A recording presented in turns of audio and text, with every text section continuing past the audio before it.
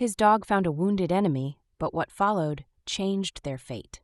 The bunker smelled of rust and recycled air, a tang that had become so familiar Ethan barely noticed it anymore. What he did notice was Sarge's behavior. The Belgian Malinois had gone rigid at the collapsed entrance to the old surveyor station, ears forward and nose working overtime. Not the alert posture for human threats. Something else. "Easy," Ethan murmured, his hand dropping to the sidearm at his hip. The mining outpost had been contested territory for 3 weeks, changing hands twice, and now it sat in the no-man's land between the human forward operating base and the Kaelathi encampment. Most of the structures were rubble, but a few of the deeper bunkers remained intact, buried under enough debris to hide thermal signatures from orbital scans. Sarge whined, low and uncertain, then picked his way through the broken concrete. Ethan followed, his headlamp cutting through the dust-thick darkness. The beam caught something that made his breath stop. Blue, azure fur matted with dark blood, nearly black in the harsh light. A Kaelathi warrior, half buried in fallen support beams, utterly still, except for the shallow rise and fall of her ribs. Ethan's training screamed at him to call it in, to back away and let command handle it. Every briefing since he'd deployed to Vethris 9 had hammered home the same message. Kaelathi were the enemy, irredeemable, driven by a culture that viewed humanity as vermin to be exterminated. But Sarge approached the alien without hesitation, sniffing cautiously at her face, and when she didn't react, the dog looked back at Ethan with an expression that might have been expectation. "She's probably dead," Ethan said, his voice rough in the enclosed space. But even as he spoke, he saw the twitch of her tail, a slight curl at the tip that suggested life clinging on despite the evidence of trauma. Her armor, flexible panels of some composite material, had been torn open along her left side, revealing a wound that seeped sluggishly. Without proper care, she'd be dead within hours. Maybe less. He should walk away. Every logical bone in his body told him to leave her here, to let the war take its course. But the memory of his last deployment surfaced unbidden. A farmstead on Kepler 442b, burned to the ground, children's bodies in the ash because someone had decided they were acceptable losses in a resource dispute. He joined to protect people, not to become the kind of soldier who left enemies to die when they posed no threat. His hands moved before his mind finished arguing with itself. He keyed his comm unit, the one connected to his squad's network, and switched it off. Then he pulled out his personal medical kit and knelt beside the Kaelathi warrior, Sarge settling on his haunches nearby. Up close, she was smaller than he'd expected. Propaganda vids always made them look massive, 8 feet of claws and rage. She was maybe 5'9", slender beneath the armor, her features surprisingly humanoid despite the fur and the elegant spiral horns that curved back from her temples. Her face held a delicate symmetry, high cheekbones and full lips slightly parted as she breathed. Orange hair spilled across the concrete, vivid against the cool tones of her fur. "You're going to regret this," he told himself, slicing away the damaged armor to expose the wound. Deep but clean, probably shrapnel from an explosion rather than a direct hit. He flushed it with antiseptic from his kit, and her whole body tensed, a strangled sound escaping her throat. Her eyes snapped open, brilliant amber, unfocused with pain.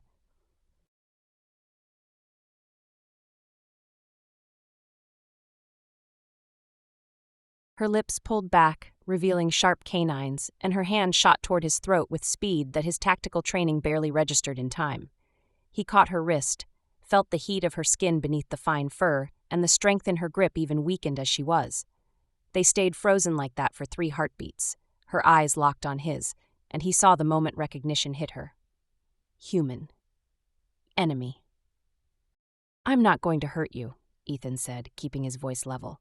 "You're bleeding out. If you fight me, you die. If you let me help, you might live." She said something in her own language, harsh consonants, and a clicking sound he couldn't replicate. Her tail lashed once, hard enough to kick up dust, then went still. Her grip on his wrist loosened, though her eyes never left his face. Ethan took that as assent. He worked quickly, applying coagulant gel to the wound and wrapping it with compression bandages from his kit. She hissed when he tightened them, her free hand digging into the concrete, claws scoring marks in the hard surface. But she didn't pull away. Her amber eyes tracked his every movement, watchful and calculating, and he wondered what she saw: enemy, threat, or something more complicated. When he finished, he sat back on his heels. "That's all I can do here. You need proper medical attention." She stared at him, and for a long moment he thought she might try to attack again. Then she spoke, her voice rougher than he'd expected, but the words unmistakably English. "Why?" "Why what?" "Why help?" Her tail curled against her side, the tip trembling slightly. "I am enemy, you are soldier." Ethan looked at Sarge, who had laid down between them, his head on his paws, watching the exchange with calm interest. "Yeah, you are, and I am." He met her eyes again. "But you're also injured and no threat to anyone right now. Seemed like the decent thing to do."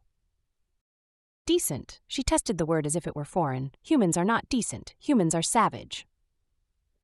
"That what they teach you?" He couldn't keep the edge out of his voice. "We say the same thing about your people, that you're monsters who'd slaughter us all given the chance." Something shifted in her expression, a flicker of uncertainty. Her ears twitched beneath her orange hair, swiveling toward the bunker entrance as if checking for sounds beyond his range. When she looked back at him, her tail had gone still, no longer lashing or trembling, but held in a careful neutral position. "You should not have done this," she said finally. "Your commanders will punish you." "Probably." Ethan stood, his knees protesting the movement. "Can you walk?" She tried, pushing herself upright with visible effort, and managed to get her legs under her before her balance failed. Ethan caught her before she hit the ground, her weight settling against his chest, and the heat of her body surprised him, warmer than human baseline, radiating through her fur. He felt the rapid flutter of her pulse where his hand pressed against her back, and the way her whole frame tensed at the contact. "There's a deeper chamber," he said, already moving to support her. "More secure. I'll get you there, then figure out what comes next." She didn't answer, but she didn't resist either. Her tail brushed against his leg as they moved, whether intentional or not, he couldn't tell. Sarge trotted ahead, leading the way deeper into the bunker, and Ethan wondered if crossing this line, choosing compassion over orders, would cost him everything he'd built. But when he looked down at the Kalathi warrior leaning against him, her orange hair catching the beam of his headlamp, and her amber eyes fixed ahead with stubborn determination, he found he didn't regret it. Not yet, anyway. The deeper chamber had been a control room once, back when the surveyor's station monitored mineral deposits across this sector of Vithris 9. Now it was stripped bare, except for a few overturned chairs and a metal table bolted to the floor. Ethan eased the Kalathi warrior down against the wall, and she slid into a sitting position, her breathing labored. The bandages at her side showed fresh seepage, dark against the white fabric. "Stay here," Ethan said, knowing how useless the instruction was. She couldn't go anywhere in her condition. He retrieved his pack from the entrance where he'd dropped it, Sarge padding alongside him, and when he returned, her eyes were closed. For a moment, he thought she'd passed out, but her ears tracked his approach and her tail twitched in acknowledgement. He broke open a ration pack and a water canister, setting both within her reach. She opened her eyes, looking at the offerings with suspicion that bordered on hostility.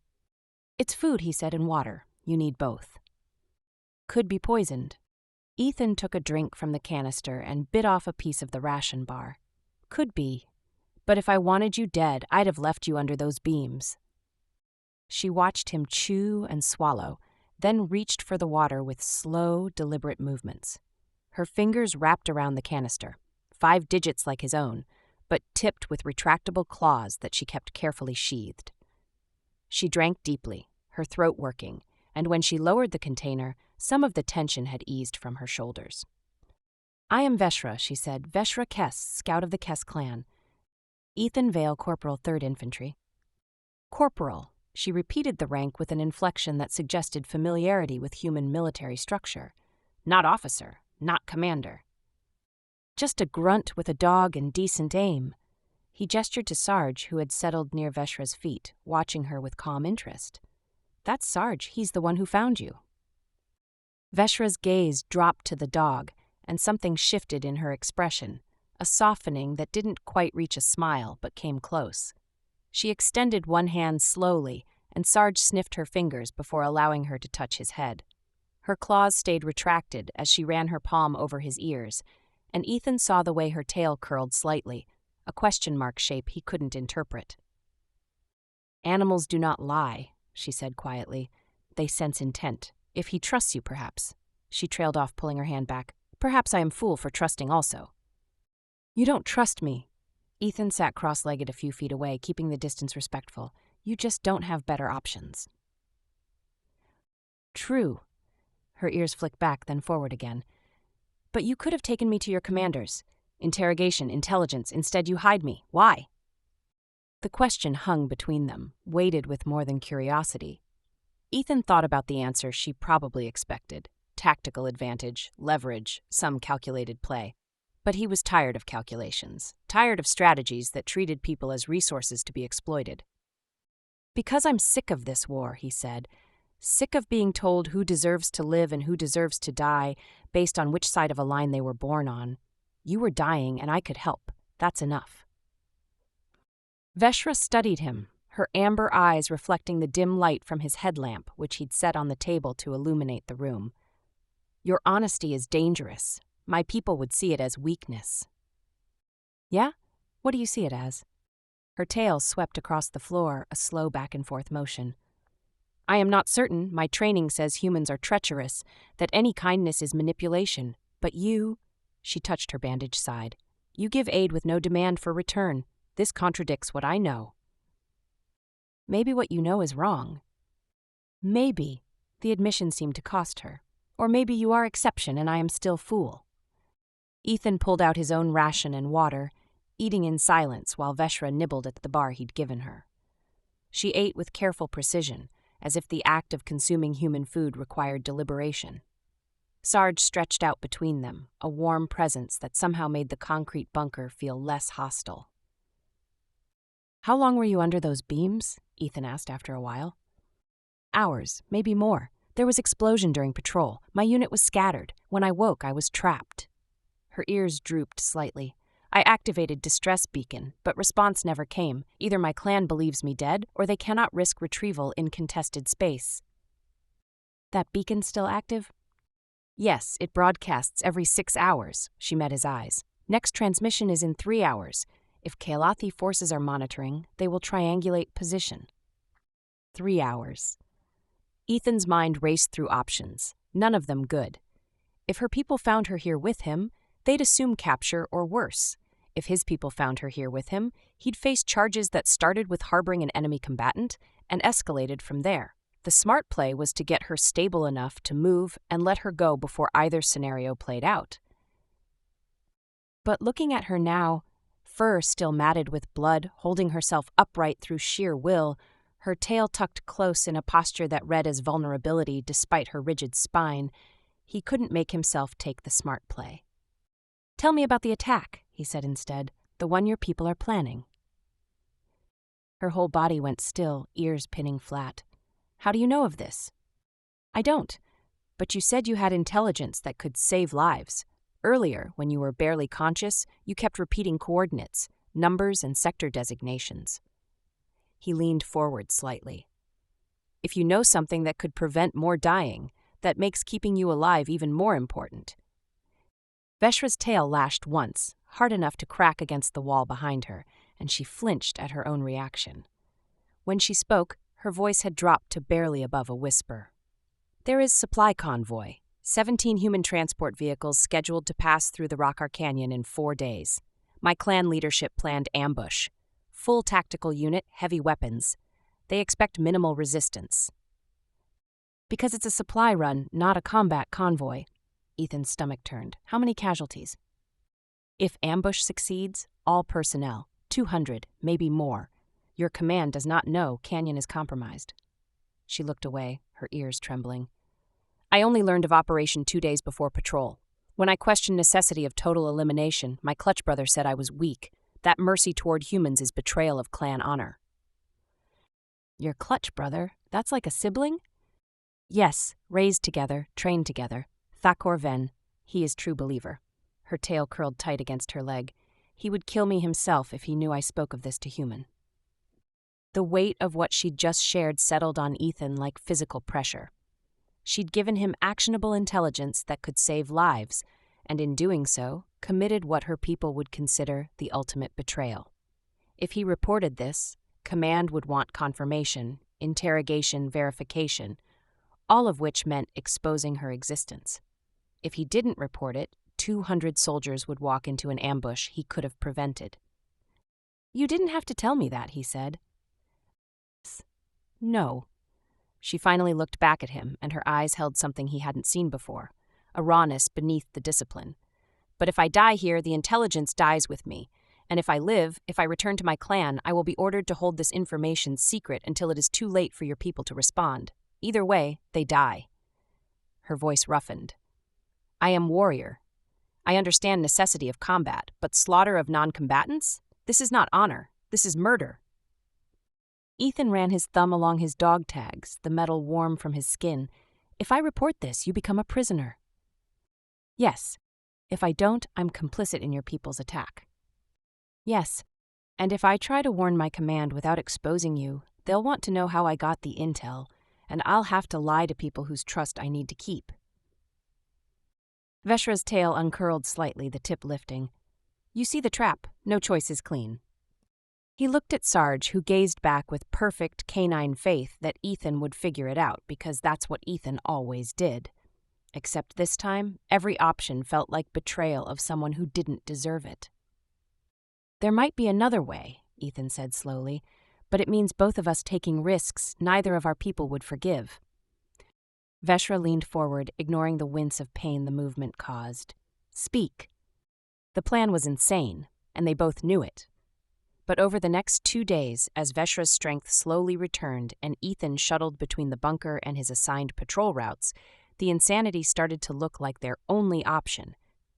They would use Veshra's distress beacon to draw in a Kaelathi response team, but instead of rescue, she would deliver a warning directly to her chain of command, evidence that the convoy ambush had been compromised and that continuing would result in massive Kaelathi casualties as well as human ones.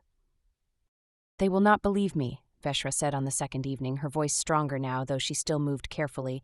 "They will think I was tortured, that humans broke me. Then we make sure they can't ignore the evidence."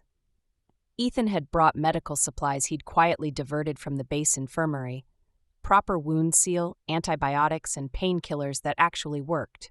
As he changed her bandages, his hands steady despite the intimacy of the act, he continued. "I've got access to tactical maps, convoy routes, timing, defensive positions. If you give them information they know you couldn't have obtained except through human sources, they'll have to take it seriously." Her tail curled around his forearm as he worked, the touch so light he almost didn't notice until he felt the warmth of it through his sleeve. When he glanced up, she was looking away, her ears angled back in what he'd learned meant embarrassment or uncertainty. "Sorry," she said, pulling her tail back. "It is involuntary. When we feel safe, She stopped, as if catching herself revealing too much. "It's okay." Ethan finished securing the fresh bandage and sat back. The wound had closed cleanly, the edges pink and healthy beneath her azure fur. "You're healing fast." Kaelathi metabolism. She touched the site gingerly. "We recover quickly from physical trauma. Emotional trauma is different. We are taught not to acknowledge it." "Sounds lonely." Her amber eyes found his, and for a moment something passed between them that had nothing to do with strategy or survival. "Yes," she said quietly, "it is very lonely." Sarge chose that moment to push his head into Veshra's lap, demanding attention with the shamelessness of a dog who knew he was loved. She laughed, an actual laugh, soft and startled, and the sound hit Ethan like unexpected sunlight. Her hand moved through Sarge's fur with practiced ease now, no longer tentative, and the dog's tail wagged hard enough to thump against Ethan's leg. "He has adopted me," Veshra said, and there was wonder in her voice, "even knowing what I am. He's a good judge of character." Ethan reached over to scratch behind Sarge's ears, his fingers brushing against Veshra's in the process. Neither of them pulled away. Better than most humans, honestly. Better than most Kalathi also. She was quiet for a moment, her hand still tangled with his in Sarge's fur. Ethan, if this plan fails, if my people do not listen, or if yours discover what we attempt, you will face punishment far worse than dishonor. They will name you traitor. I know, and yet you persist. Why? He thought about lying, about giving her some noble answer about duty or justice. But her tail had found its way back to his arm, curling there with deliberate intention this time, and he found he couldn't offer anything less than the truth. Because you matter, he said. What happens to you matters, and maybe that makes me a traitor to my species, but I've spent 2 days getting to know you, and you're not the monster they told me you'd be. You're just someone trying to do the right thing in an impossible situation, same as me. Her ears trembled, and her tail tightened around his arm. This feeling, this connection, my people have no word for it. We have bonds of clan, of duty, of blood. But this, she gestured between them with her free hand, this is not in our language. What do you feel? Ethan asked, his heart beating harder than combat had ever made it race. Safe, seen, like I can speak truths I have never spoken, and you will not use them as weapons. She leaned closer, close enough that he could see the subtle gradations in her fur, the way the lighter cerulean on her throat caught the lamplight. And when you touch me, even in care of my wounds, my body responds in ways my training says are weakness, but that feel like rightness. Ethan's hand moved without conscious decision, reaching up to brush along the base of one of her spiral horns. The ridged surface was warm, almost hot, and at his touch, Veshra's breath caught audibly. Her eyes went wide, pupils dilating, and her whole frame tensed in a way that wasn't pain or fear, but something else entirely. Sorry, he said, pulling back. I didn't know. No, her hand caught his wrist, holding it in place. Do not apologize. Our horns are sensitive. Touch there is reserved for intimates, for bonds of deep trust. She guided his hand back to the horn, her fingers wrapped around his. That I allow this, that I want this, would scandalize my clan, but I find I no longer care what scandalizes them. He traced the ridges slowly, learning the topology of turquoise and navy bands, feeling the heat radiating from them.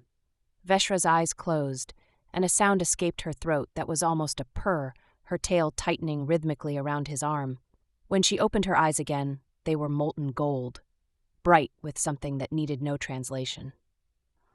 If we survive this, she said, her voice rough, I do not think I can return to life before you, before knowing that such connection is possible. Then we'll figure out life after together, Ethan said, however that looks. She leaned her forehead against his, careful of her horns, and they stayed like that for a long moment, breathing the same air, existing in the same impossible space between enemies, and something so far beyond it that neither of their languages had proper words. The moment shattered with the distant crack of weapon fire, close enough to feel through the bunker walls. Veshra pulled back instantly, her tail unwinding from his arm as her ears swiveled toward the source. Sarge was on his feet, alert and focused. Patrol, Ethan said, already moving to douse the lamp. They're sweeping closer than usual. Or they are searching. Veshra stood, testing her weight, and though she moved with care, she no longer favored the injured side. My beacon. They may have tracked it. Can you disable it? Not without my clan codes. If I attempt manual shutdown, it will send alert that I am compromised. Footsteps echoed in the outer chamber, heavy boots and the click of armored movement. Multiple contacts. Ethan's hand went to his sidearm, but Veshra caught his wrist. If you fire, they will know you harbor enemy, she whispered urgently. You must. The door burst inward, and Captain Hayes stood framed in the entrance, weapon raised and aimed directly at Veshra. Behind her, 3 soldiers fanned out with practiced efficiency, their rifles tracking between the Kalathi warrior and Ethan. Hayes's face was carved from stone, her eyes taking in the scene with the cold assessment of someone calculating consequences. Stand down, Corporal Vale, Hayes said, her voice carrying the weight of absolute command. Step away from the hostile. Ethan didn't move. He positioned himself between Hayes and Veshra, his own weapon still holstered, and met his commander's eyes with steady defiance. She's injured and unarmed. She's not a threat. She's enemy combatant in an active war zone, and you're harboring her in violation of approximately 15 military codes. Hayes's aim didn't waver. Last chance, Vale. Step aside or I add insubordination to your charges. Behind him, Ethan felt Veshra's hand touch his back, light as breath, her tail brushing his leg, in what might have been goodbye. Her ears were flat, her body coiled for action she couldn't possibly win. No, Ethan said simply, I'm not moving. Hayes's jaw tightened. Corporal Ethan Vale, you are under arrest for treason, fraternizing with the enemy, and compromising operational security. Restrain him. 2 soldiers moved forward, while the third kept his rifle, trained on Veshra. Sarge growled, low and warning, but Ethan gave him the command to stay.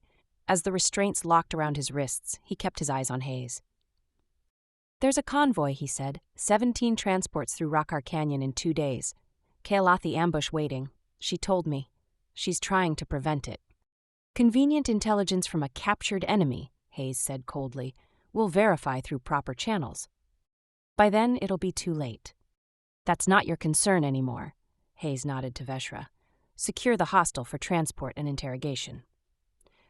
The brig was a converted storage container, reinforced and watched by cameras that tracked every movement. Ethan sat on the metal bench that served as both seat and bed, his mind running through scenarios that all ended badly. Hayes had separated him from Veshra immediately, and not knowing where they'd taken her or what they were doing to her ate at him worse than any punishment he faced. Sarge had been reassigned to another handler. That hurt almost as much as the rest of it. 12 hours into his confinement, the door opened and Dr. Amara Osei slipped inside, her medical bag in hand, and an expression that suggested she was exactly where she wasn't supposed to be.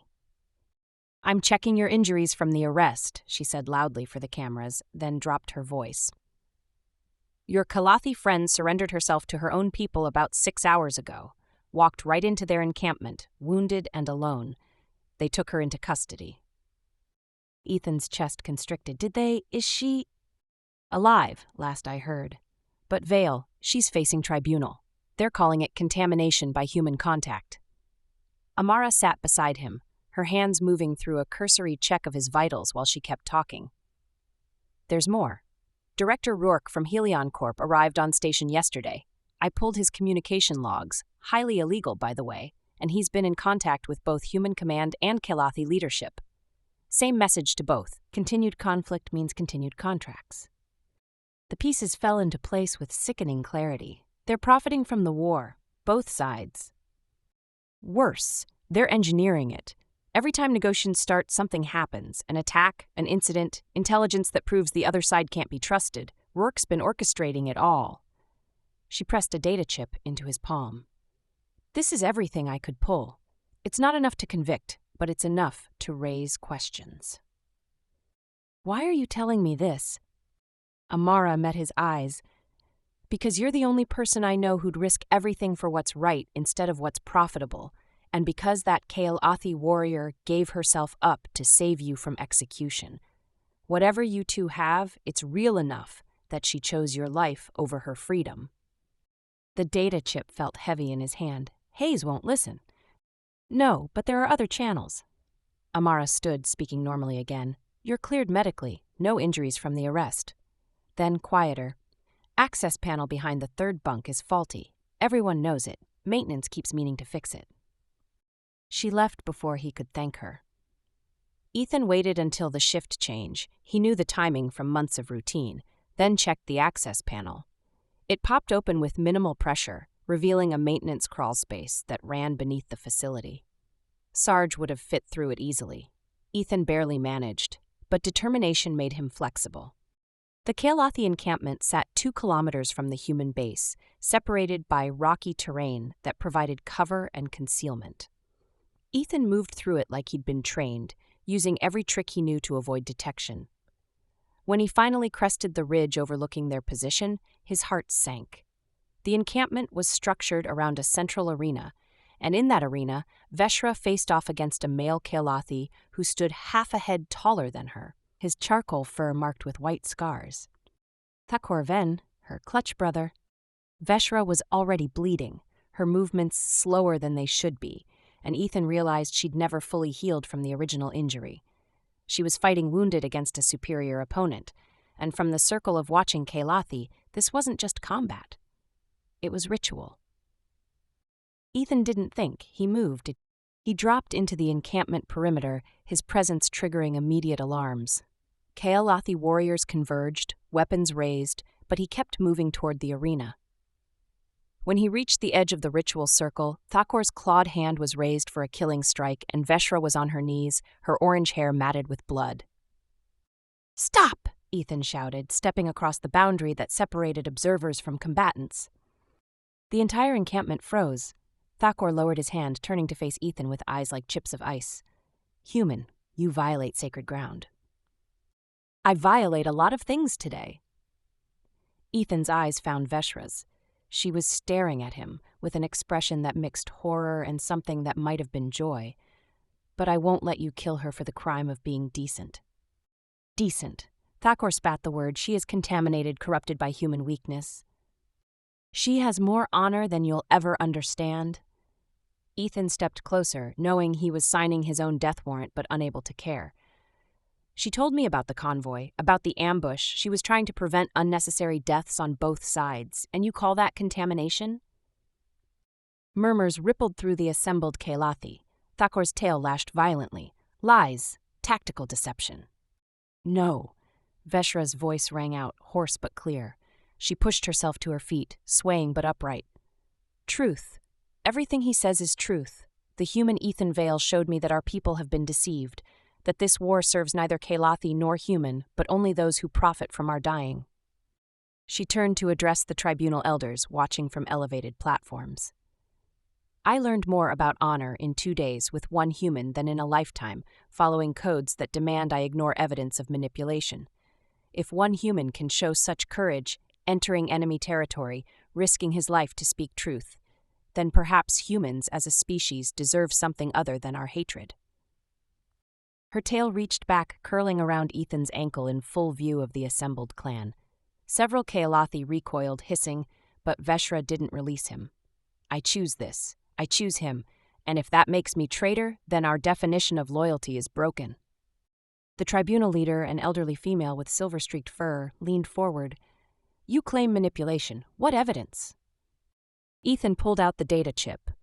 "Director Rourke of Helion Corporation. He's been feeding intelligence to both sides, engineering conflicts to maintain corporate contracts. I have communication logs, financial records, evidence of his contact with both human and Kalathi command structures." How did human soldier obtain Kalathi command communications? He didn't. Dr. Amara Ose stepped into the clearing, flanked by 2 human soldiers. "I did. Dr. Amara Ose, xenobiology research. I've been tracking anomalies in attack patterns for months. When Corporal Vale was arrested for harboring Veshra, I started digging deeper." She held up her own data drive. "Everything's here. Proof that we've been played against each other by entities that view both our species as revenue streams."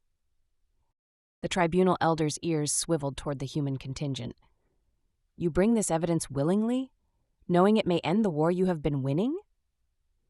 "We're not winning," Amara said flatly. "We're dying. Both sides, and I took an oath to preserve life, not corporate profit margins." Before the tribunal could respond, weapons fire erupted from the encampment perimeter. Corporate security forces, mercenaries in unmarked armor, poured through the defensive lines. Rourke had made his play, attempting to eliminate everyone who knew the truth. Ethan grabbed Veshra's hand, pulling her toward cover as Kalathi and human soldiers instinctively fought back against the common threat. Thakur roared orders, his warrior instincts overriding ideology, and within seconds, the species that had been trying to kill each other were fighting side by side.